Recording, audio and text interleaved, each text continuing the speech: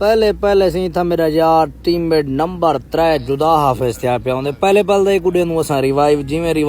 जिवें ही देनु वाला आदे सी जवान दे पुत्र घोड़ा बनदे सीधा पुश कर देने जिवें शुदा मेरा टीममेट ने पूरी हेल्थ कहन लेंदा ते जवान आदे ग्रोज नाल नोक और नाल सीधा फिनिश मैं कि ओ सी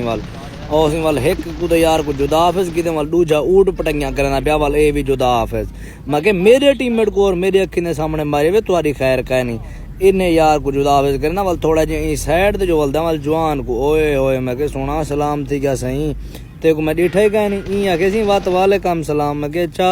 आ सही वाल ई यार कोई तंग ने जुदा हाफिज वाला जड़ा इदा टीममेट है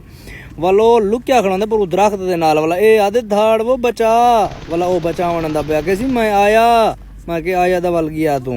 वाल ए यार गया वाल ए दोही धाड़ खत्ती पे होंदे ए वाला आदे अपने टीममेट को बचावन आई वाल चेक करो सी वाला बगैर लायक फॉलो लाजमी।